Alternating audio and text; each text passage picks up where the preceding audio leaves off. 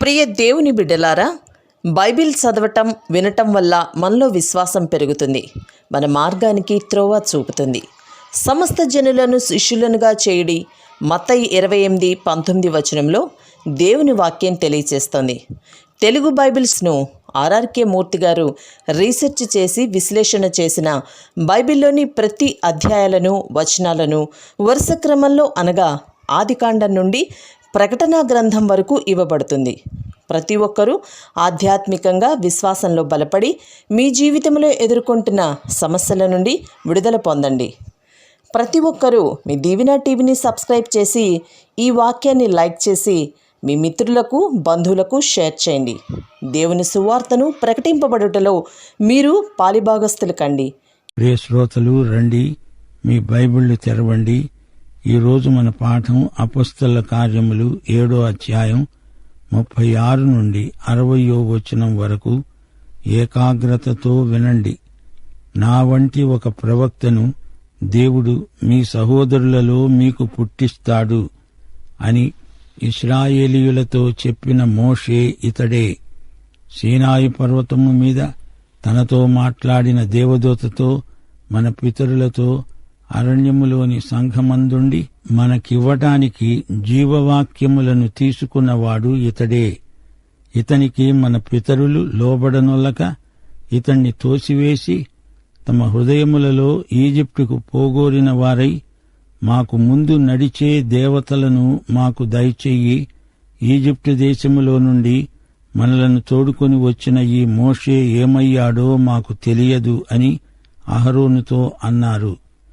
ఆ దినములలో వారొక దూడను చేసుకొని ఆ విగ్రహానికి బలి అర్పించి తమ చేతులతో నిర్మించిన వాటియందు ఉల్లసించారు. వారికి పరాంగుఖుడై ఆకాశ సైన్యమును సేవించడానికి వారిని దేవుడు విడిచిపెట్టాడు. ఇందుకు ప్రమాణముగా ప్రవక్తల గ్రంథమందు ఈలాగు రాయబడి ఉన్నది: ఇశ్రాయేలు ఇంటివారలారా, మీరు అరణ్యములో 40 ఏండ్లు బలిపశువులను అర్పణములను నాకు అర్పించారా? మీరు పూజించడానికి చేసుకున్న ప్రతిమలైన మొలెకు గుడారమును, రొంఫా అనే దేవత యొక్క నక్షత్రమును మోసికొనిపోయారు.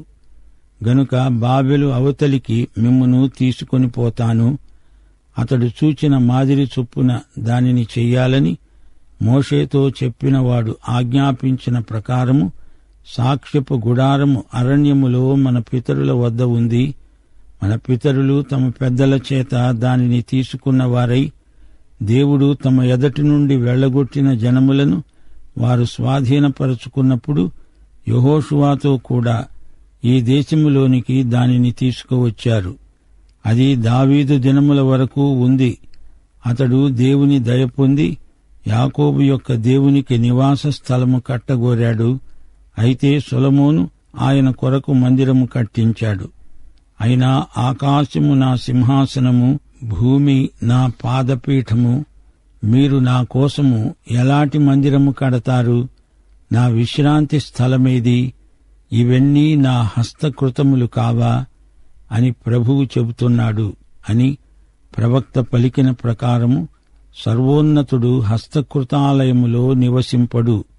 ముష్కరులారా, హృదయములను చెవులను దేవుని వాక్యమునకు లోబరచనొల్లని వారలారా, మీ పితరుల వలె మీరు ఎల్లప్పుడూ పరిశుద్ధాత్మను ఎదిరిస్తున్నారు. మీ పితరులు ప్రవక్తలలో ఎవరిని హింసించకుండా ఉన్నారు? ఆ నీతిమంతుని రాకను గూర్చి ముందుగా తెలిపిన వారిని చంపారు. ఆయనను మీరు ఇప్పుడు అప్పగించి హత్య చేసిన వారయ్యారు.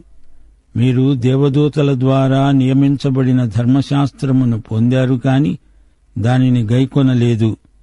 ప్రియ శ్రోతలు, వింటున్నారా? ఇంతవరకు ఇది స్తెఫను చేసిన మహాప్రసంగం. మొదటి నుండి ముగింపు వరకు ఈ ప్రసంగం చరిత్రలోని విశేషాలను తేట తెల్లంగా వివరించింది. మోషేను గురించి స్తెఫను మాట్లాడాడు. మోషేకు జీవవాక్యములు అప్పగించబడ్డాయి. అరణ్యములోని సంఘటన ఇది. మోషే జీవవాక్యములను స్వీకరించాడు. దీనికి దేవదూత, పితరులు, అరణ్యమందలి సంఘము సాక్షులు. నిర్గమకాండం 19వ అధ్యాయం 3 నుండి 17, 18 వచనాలలో అరణ్యములోని సంఘం ప్రస్తావించబడింది. సీనాయి అరణ్యములో పర్వతము ఎదుట ఇశ్రాయేలీయులు విడిది చేశారు. దేవుణ్ణి కలుసుకోవడానికి మోషే పాళెములో నుండి ప్రజలను రప్పించగా వారు పర్వతము దిగువన నిలిచారు. యెహోవా అగ్నితో సీనాయి పర్వతము మీదికి దిగివచ్చినందున అదంతా ధూమమయమై ఉన్నది.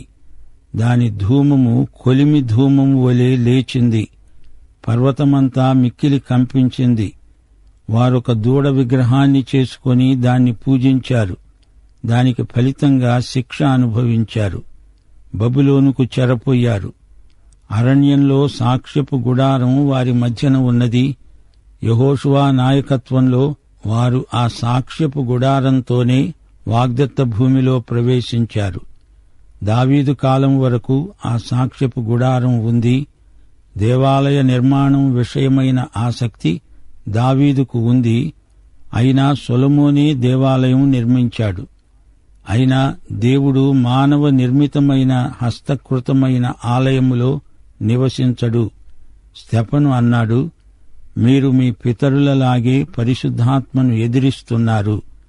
మీరు ధర్మశాస్త్రానికి వ్యతిరేకంగా పనిచేస్తున్నారు. స్తెఫను ఎంతో ధైర్యంగా మాట్లాడడానికి సాహసించాడంటే అది కేవలం పరిశుద్ధాత్మ శక్తి.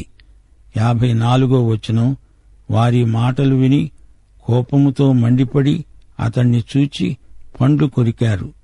అయితే స్తెఫను పరిశుద్ధాత్మతో నిండినవాడై ఆకాశం వైపు తేరి చూచి అన్నాడు, దేవుని మహిమను, యేసు దేవుని కుడిపార్శ్వమందు నిలిచి ఉండడము చూస్తున్నాను. అప్పుడు వారు పెద్ద కేకలు వేసి చెవులు మూసుకొని ఏకముగా అతని మీద పడి పట్టణము వెలుపలికి అతన్ని వెళ్లగొట్టి రాళ్లు రువ్వి చంపారు. సాక్షులు సౌలు అనే ఒక యువకుని పాదముల వద్ద తమ వస్త్రములు పెట్టారు. ప్రభువును గూర్చి మొర్రపెడుతూ, యేసు ప్రభూ, నా ఆత్మను చేర్చుకొనుమని స్తెఫను పలుకుతూ ఉండగా వారు అతణ్ణి రాళ్లతో కొట్టారు. అతడు మోకాళ్ళూని, ప్రభువా, వారి మీద ఈ పాపము మోపకు అని గొప్ప శబ్దముతో పలికాడు. ఈ మాట పలికి నిద్రించాడు. సౌలు అతని చావుకు సమ్మతించాడు. సోదరీ సోదరులారా, వింటున్నారా? ఈ అధ్యాయంలో స్తెఫను ప్రసంగమే కొనసాగింది. అరణ్యములోని సంఘము అని స్తెఫను తన ప్రసంగంలో పేర్కొన్నాడు. 38వ వచనం, అరణ్యంలో సంఘము అంటాడేమిటి? కొత్త నిబంధనలో సంఘము అనే మాటను ప్రత్యేకంగా మనం వాడుతాము. సంఘము అనడానికి గ్రీకు పదం ఎక్లీషియా, అనగా లోకములో నుండి బయటికి పిలువబడింది. అరణ్యంలో ఇశ్రాయేలు ప్రజ ఈజిప్టు నుండి వెలుపలికి పిలువబడిన వారు అనే సామాన్యార్థంలో సంఘము అన్నాడు. అంతే. ఒక ప్రత్యేకమైన సంకల్ప సిద్ధి కోసం దేవుడు తన వారిని ఈ విధంగా తీర్చిదిద్దుకుంటాడు. అరణ్యంలో ఇశ్రాయేలీయులు మానసికంగా తిరోగమన భావాలతో అట్టిట్టయిపోయారు. లోక ప్రవృత్తి పాపం, శరీరానుసారమైన మనస్సు పాపం. ఇలాంటి అంతర్గత తిరోగమనం చాలామందిలో ప్రవర్తిల్లుతోంది. శోచనీయం. ఇతరుల వైపు వేలు పెట్టి చూపి వారి పాపాలను ఖండించేవారు ఆత్మ పరీక్ష చేసుకోవాలి. ఈజిప్టును భౌతికంగా వదిలిపెట్టి వచ్చారే కాని వారి మనస్సు ఈజిప్టునకే పరిగెత్తిపోతోంది.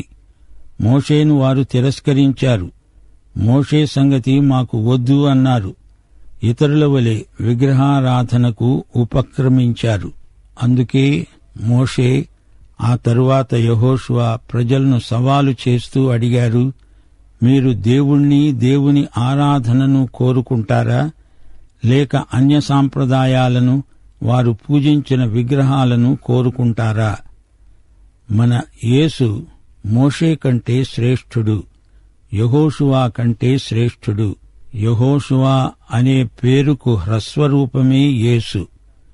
దేవాలయం కట్టాలని దావీదుకే ముందు కోరిక కలిగింది. సొలొమోను కట్టాడు. అసలు ఆ మందిరాన్ని దావీదు మందిరం దావీదు కట్టించిన ఆలయం అనాలి. సొలొమోను ఆలయం, సొలొమోను మంటపం అంటూ దానికి సొలొమోను పేరు పెట్టడం జరిగింది. స్టెఫను ఈ వివరాలన్నీ తన ప్రసంగంలో మాట్లాడుతూ సమకాలీన నాయకత్వాన్ని కటువుగా మందలిస్తూ అన్నాడు, మూర్ఖులారా, మెడవంగని తరమా, మీ చెవులకు హృదయాలకు సున్నతి చేసుకోండి. పరిశుద్ధాత్మను ఎదిరించే తరమా, మీ పితరుల మొండితనం మీరు పోనిచ్చారు కారు. తుట్టతుదకు మీరు జీవాధిపతి అయిన యేసునే శిలువ మరణానికి గురిచేశారు. ఇది న్యాయమేనా అని అడిగాడు. మీరందరూ మోసగాండ్లు, తిరుగుబాటుదారులు, హంతకులు. దేవదూతల చేతిమీదిగా ధర్మశాస్త్రాన్ని గైకొన్నారు గాని మొదట్నుంచి ధర్మశాస్త్రమును ఉల్లంఘిస్తూనే ఉన్నారు. పితరుల్లాగే చెవులు మందగించిన వారై దేవుని మాట వినకుండా ఉన్నారు. స్టెఫను ప్రసంగం హతసాక్ష్య సందేశం. ఈజిప్టు నుండి విడుదల, మోషే నాయకత్వం, ఇశ్రాయేలు ప్రజల తిరుగుబాటు, అరణ్య ప్రయాణమంతా తిరుగుబాటే. లేగదూడ తయారీ, దేవుని ఆగ్రహాన్ని రేపిన వైనం, విగ్రహారాధన ఒక ఉన్మాదమై వారిలో ప్రకోపించిన విధానం స్టెఫను చూపాడు. దానికి ఫలితంగా ఇశ్రాయేలు ప్రజలు బబులోనుకు చెరగొని పోబడ్డారు అని వివరించాడు. యెహోషువతో స్టెఫను తన ప్రసంగం ముగించాడు. యెహోషువ నాయకత్వంలో వారు కనాను భూమిలో ప్రవేశించారు. ఇది వారికి వాగ్దత్త భూమి. అలాగే మనకు పరలోకమే వాగ్దత్త భూమి. మనల్ని అక్కడికి నడిపించే మహానాయకుడు యేసు. దేవదూతల మధ్యవర్తిత్వంలో ధర్మశాస్త్రం మోషే ద్వారా వచ్చింది. కాని ఏమి ప్రయోజనం? వీరు ధర్మశాస్త్రాన్ని పదే పదే మీరుతూనే ఉన్నారు. సోదరీ సోదరులారా, స్టెఫను ప్రసంగం ముగించాడు. స్టెఫను హతసాక్ష్యం నేపథ్యంలోనే సౌలు అనగా తార్సువాడైన సౌలు, పౌలు మనకు పరిచయమవుతున్నాడు. స్టెఫను ప్రసంగమైతే విన్నారు గాని వారికి ఉక్రోషం పుట్టుకొచ్చింది. పండ్లు పటపట కొరికారు. స్టెఫను చనిపోతూ పైకి చూచాడు. దేవుని కుడిపార్శ్వమున యేసు నిలిచి ఉండగా స్టెఫను చూచాడు. యేసు మహిమలో స్టెఫనుకు కనిపించాడు. అన్ని నామముల కంటే పైనామం యేసు నామం, మహోన్నత నామం. యేసు ప్రభువు ఎంతో పైకి హెచ్చించబడ్డాడు. దేవుని కుడిపార్శ్వమున తండ్రి సింహాసనమందు కూర్చొని ఉన్నాడు యేసు.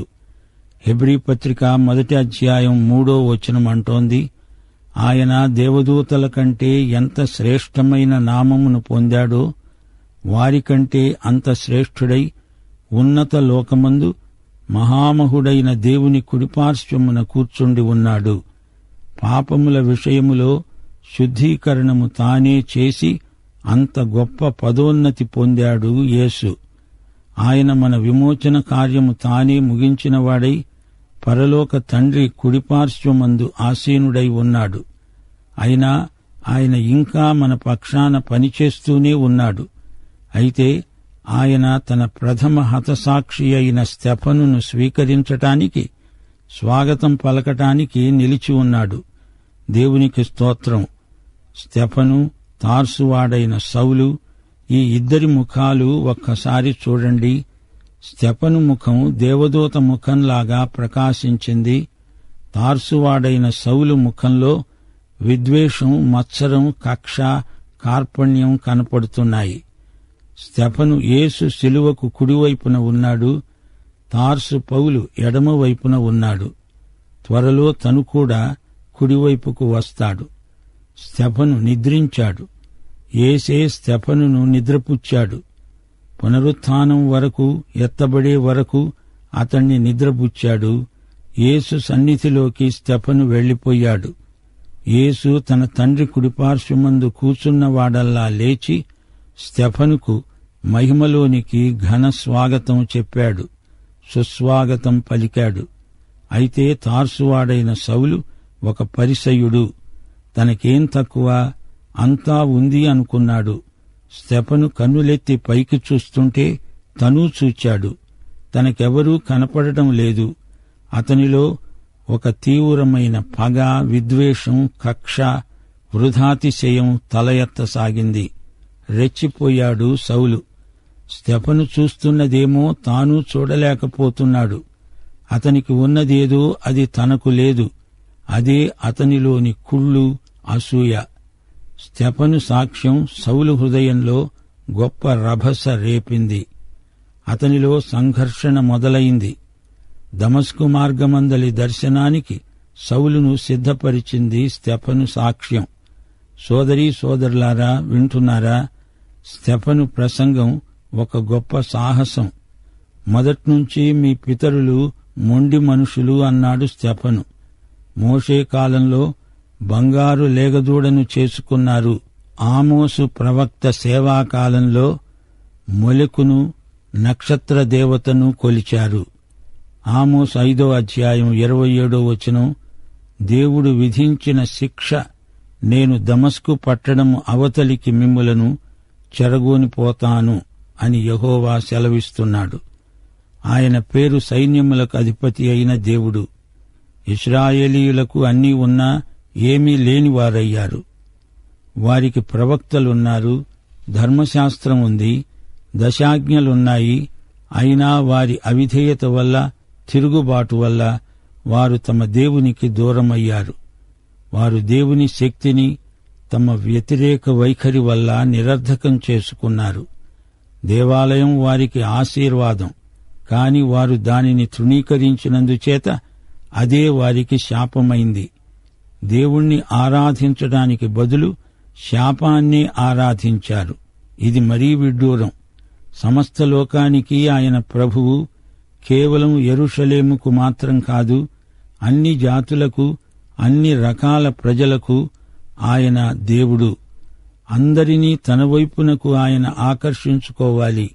మొదట ఇశ్రాయేలును ఏర్పరచుకున్నాడు. పూర్వీకులు గతంలో ప్రవక్తలను చంపారు. ఇప్పుడు వారు మెస్సీయాని హత్య చేశారు. వారి అవిధేయతకు కారణం తిరుగుబాటు మనస్తత్వం అని స్తెఫను తన ప్రసంగంలో ఖండితంగా చెప్పాడు. స్తెఫను ప్రసంగ ధోరణిలో కోపము, దుఃఖము రెండూ మేళవించాయి. దేవునికి వ్యతిరేకంగా వారు చేస్తున్న దానికి కోపము, దేవుడు ఇవ్వచూపే మహోజ్వలమైన భవితకు వారు దూరమైపోయారే అనే దుఃఖము స్తెఫను గుండెను నింపివేశాయి. స్తెఫను సత్యం కోసం నిలిచాడు. మరణాన్ని సైతం లెక్క చేయలేదు. స్తెఫను తన చుట్టూరా నిలిచి ఉన్న వారి ముఖాల్లోకి చూడలేదు. అతని చూపులు స్థలాన్ని, కాలాన్ని అధిగమించి పరలోక దిశగా ప్రసరించాయి. పరలోకంలో యేసును చూచాడు. అతని మాటలు మతాధిపతులకు దైవదూషణగా ధ్వనించాయి. ద్వితీయోపదేశకాండం 13వ అధ్యాయం 6వ వచనం, వానిని కటాక్షించకూడదు, వాని యందు జాలిపడకూడదు, మాటుపరచకూడదు, అవశ్యముగా వాణ్ణి చంపాలి. యేసు మీద పరిసయ్యుల విద్వేషం, సద్దూకయ్యులకు సంఘం మీద ఉన్న ఉక్రోషం చెప్పతరం కాదు. స్తెఫనును రాళ్లతో కొట్టి చంపాలని వారు పూనుకున్నారు. నేరస్తుణ్ణి ఎత్తు నుండి కిందికి పడదోస్తారు. ఆ పాటుకు నేరస్తుడు చస్తాడా సరి, లేకపోతే ఒక పెద్ద రాయి అతని మీద పడేస్తారు. అతడు చచ్చే వరకు రాళ్లు వేస్తూనే ఉంటారు. స్తెఫను సాహసములోని రహస్యమేది? పరలోకంలో ప్రభువు చేతులు చాచి అతణ్ణి స్వీకరించడానికి సిద్ధంగా ఉన్నాడు. స్తెఫను యేసులాగా బ్రతికాడు. చనిపోయేటప్పుడు కూడా యేసు మనస్సే అతనికి ఉంది. లూకాసు వార్త 23వ అధ్యాయం 34వ వచనం, తండ్రి, వీరేమి చేస్తున్నారో వీరెరుగరు గనుక వీరిని క్షమించు అని యేసు అన్నాడు. స్తెఫను కూడా, ప్రభువా, వారి మీద ఈ పాపము మోపకు అని చెప్పి నిద్రించాడు. ఈ సందర్భంలో మనం అపొస్తలుల కార్యములు 8వ అధ్యాయం 1వ వచనాన్ని గుర్తించాలి. ఆ కాలమందు యెరూషలేములోని సంఘమునకు గొప్ప హింస కలిగినందున అపొస్తలులు తప్ప అందరూ యూదయ్య, సమరయ్య దేశములయందు చెదిరిపోయారు. అపొస్తలులు అక్కడే ఉన్నారు. ఆరంభంలో క్రైస్తవులందరూ యూద జాతీయులే. ఇప్పటి నుండి సంఘం యూదేతరుల మధ్యకు విస్తరించింది. శ్రమలను బట్టి చెదరిపోయిన క్రైస్తవులు తమతో కూడా సువార్తను తీసుకువెళ్లారు. 8వ అధ్యాయంలో ఫిలిప్పు మనకు కనిపిస్తాడు. సంఘం ప్రత్యేకించిన 7 పరిచారకులలో స్తెఫను తరువాత ఫిలిప్పు సమరయులకు సువార్త ప్రకటించాడు. యూదులకు అన్యులకు మధ్య సమరయులు వంతెన లాంటివారు. సమరయులు అంటే సగం యూదులు సగం అన్యులు. ఆ తరువాత ఫిలిప్పు ఒక అన్యుడికి, ఐథియోపియ నపుంసకునికి సువార్త ప్రకటించాడు. సంఘ ఉద్యమం భూదిగంతాల వరకు ఏ విధంగా విస్తరిస్తూ వచ్చిందో చూడండి. ప్రియ సోదరీ సోదరులారా, వింటున్నారా? యేసు సువార్త విశ్వవ్యాప్తమైన పరిమాణము కలది. సువార్త అంటే క్రీస్తే. క్రీస్తునే మనం ప్రకటించాలి. ప్రియ శ్రోత, నీవి క్రీస్తును నీ రక్షకునిగా, ప్రభువుగా సన్నిహితంగా ఎరుగుదువా? పాఠం ఇంతటితో సమాప్తం. మన ప్రభు అయిన యేసుక్రీస్తు వారి కృప, తండ్రి అయిన దేవుని ప్రేమ, పరిశుద్ధాత్మ యొక్క అన్యోన్య సహవాసము మనకందరికీ నిత్యత్వము పర్యంతము తోడై ఉండునుగాక. ఆమేన్.